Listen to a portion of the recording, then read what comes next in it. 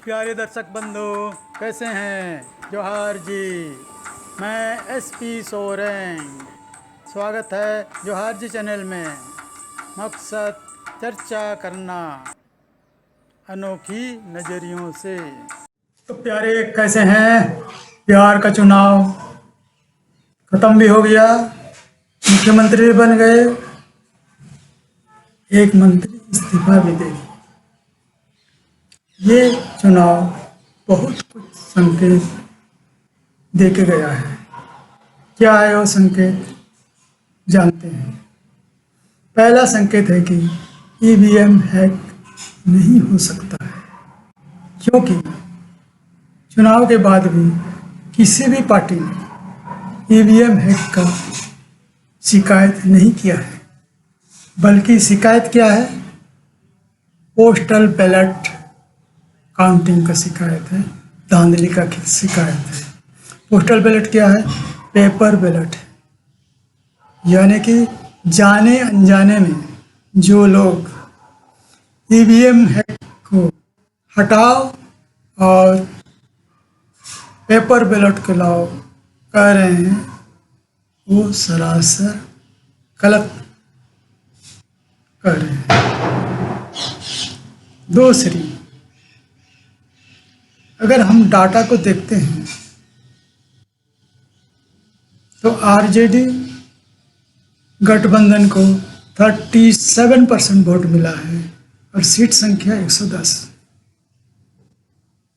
और BJP plus JDU को मिला है करीबन 35% वोट और सीट संख्या इनसे ज़्यादा 117। यानी कि डाटा चीख चीख के कह रहा है ईवीएम सही है, धांधली घोटाला अगर कुछ है तो कहीं और है।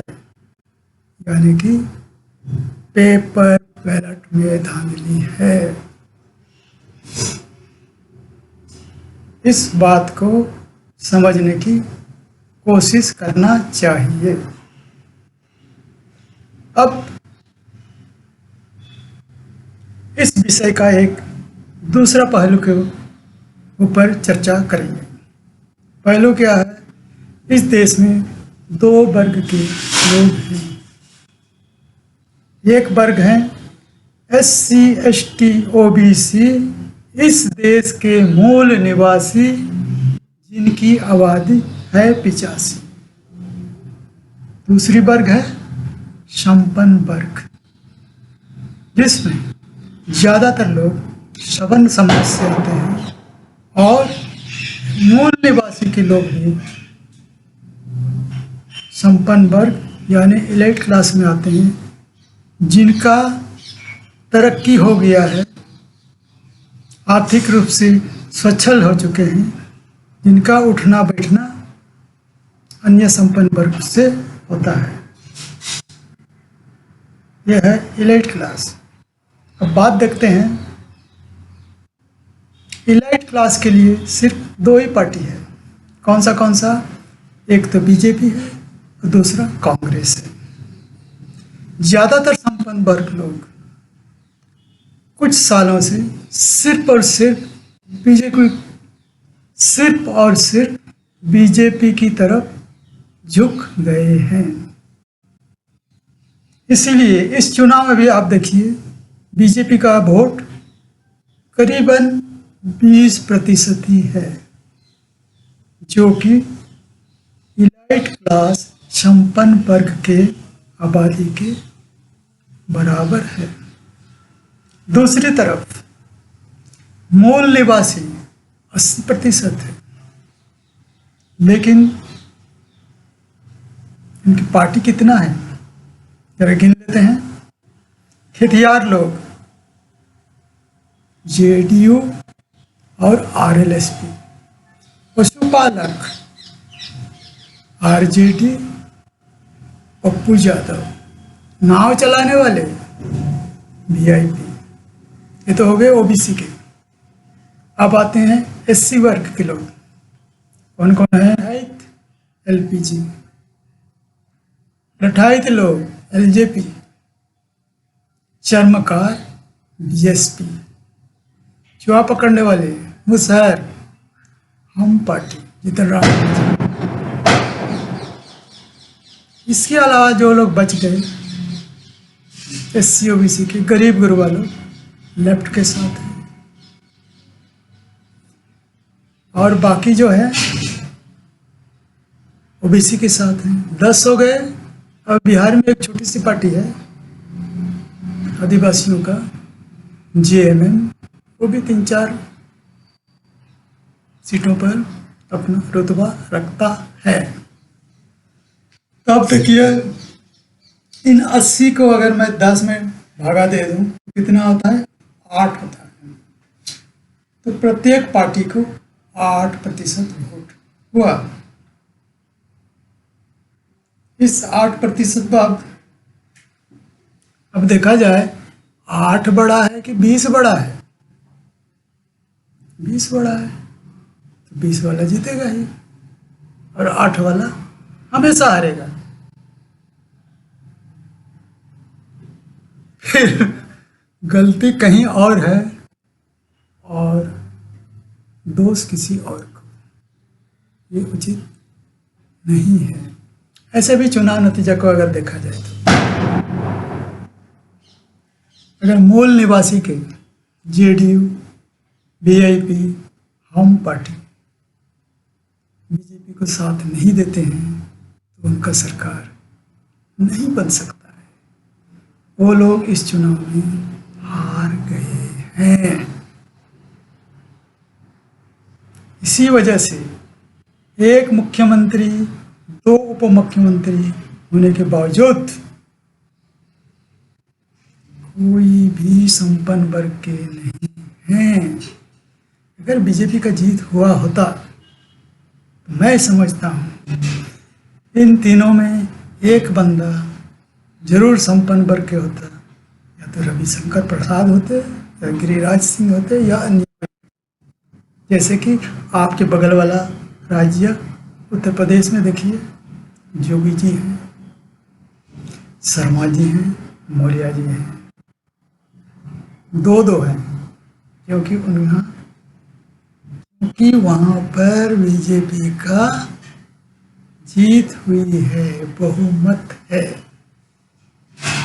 इसीलिए हमारा कहना है ये चुनाव EVM जीता है, मूल निवासी जीता है। और कभी भी 2-4 उपचुनाव हो जाए तो मौका फिर आ जाएगा RJD गठबंधन को, मौका फिर आ जाएगा सरकार बनाने में।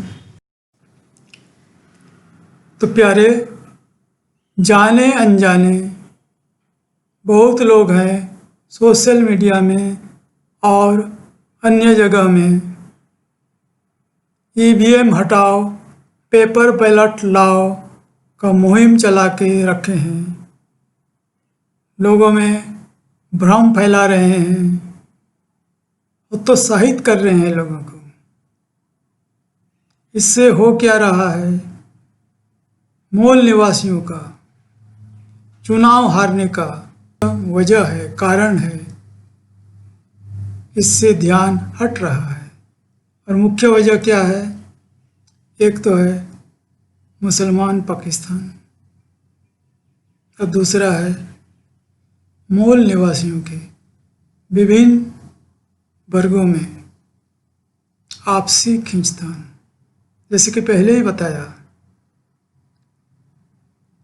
80% वोट के लिए 10 पार्टियां, जहां पर अगर ये आपस में मेल मिलाप कर लें और एक हो जाए तो आराम से 30-40% वोट पा सकते हैं। वहाँ पर 15-20 में ही रह जा रहे हैं। इसलिए जोहार जी का मानना है कि जो लोग EVM हटाओ, पेपर बैलेट लाओ मुहिम चला रहे हैं, वे भ्रम फैला रहे हैं। और मुख्य मुद्दा जो कि पाकिस्तान मुसलमान और मूल निवासी पार्टियों का बीच में आपसी खींचतान है, उससे ध्यान हटा रहे हैं। इस वजह से बीजेपी वाले तो खुश हैं, क्योंकि मुख्य मुद्दा का समाधान तो हो नहीं रहा है। तो हमारा रिक्वेस्ट है कि अगर पॉलिटिकली ताकतवर होना है तो मूल निवासी पार्टियों को निगोशिएशन टेबल में लाया जाए और एकजुट किया जाए। इस मुहिम में अगर सिर्फ 30% एनर्जी खर्च कर दें तो बिहार का माफिक परिस्थिति उत्पन्न हो जाएगा, यानी कि मूल निवासी पार्टी भले ही चुनाव हार जाए लेकिन बीजेपी भी चुनाव नहीं जीत सकता है और अपना मनमानी नहीं कर सकता है। तो प्यारे, वीडियो को देखें इसलिए बहुत धन्यवाद। अगर पसंद आया तो लाइक करें, शेयर करें, ताकि हमारी मनोबल ऊंची रहे। अब दें इजाज़त आपकी होस्ट SP सोरेन को। धन्यवाद।